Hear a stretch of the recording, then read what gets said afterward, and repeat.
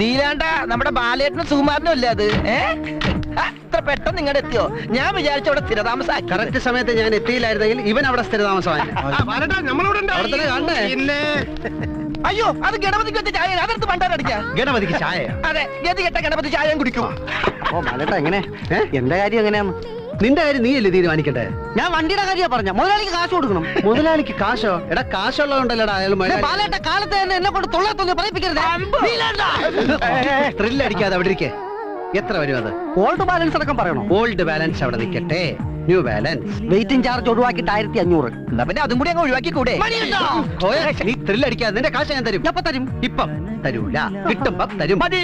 എടാ ബാലേട്ടൻ ഒരു വാക്ക് പറഞ്ഞ വാക്കല്ലേ? അതെ, അതാണ് എന്റെ പേടി. ഗഫൂറെ ഒരു ഡബിൾ എനിക്ക് വേണ്ട. നിനക്കല്ല. എനിക്ക് വേണ്ടെന്ന് നോക്കില്ലേ? ബാലേട്ട, എന്റെ കാര്യം മറക്കല്ലേ ബാലേട്ട. ഇവനെ കൊണ്ട് ഞാൻ തോറ്റു. എടാ 10-ാം തീയതി എന്നൊരു ദിവസം ഉണ്ടെങ്കിൽ എന്റെ അക്കൗണ്ടിൽ 50,000 രൂപ കാണും. എടാ പണം ബാലേട്ടിനൊരു പ്രശ്നമല്ല, പക്ഷെ പണത്തിന് ബാലേട്ടിനൊരു പ്രശ്നമാണ്. സുമാര നീ പോ.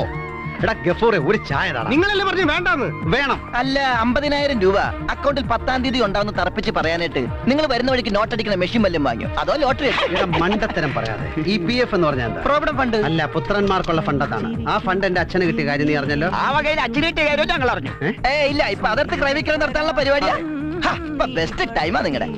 ഇനി താമസിക്കണ്ട. പുത്രന്മാർക്കുള്ള ഫണ്ടുമായിട്ട് അച്ഛൻ 2 ദിവസമായിട്ട് വെയിറ്റിംഗിലാ. എന്താ നീ എന്നെ ഒന്ന് ആക്കി പറയണ? ഒന്നുമില്ല. അവിടെ കാര്യം പറ. പറയാം. അതായത് PF കിട്ടിയ വകയിൽ അച്ഛൻ വാഷിംഗ് മെഷീൻ വാങ്ങാൻ പോയത് നമ്മുടെ ഭാർഗവന്റെ കടയല്ല. ഭാർഗവന്റെ കടയിലോ? അതെന്തിനാ അവിടെ തന്നെ പോയത്? പോയതല്ല, കൊണ്ടുപോയതാ. 5 അടി 5 ഇഞ്ച് സൈസിലൊരു മത്തങ്ങ തലയും വീട്ടിലുണ്ടല്ലോ, അവൻ കൊണ്ടുപോയതാ.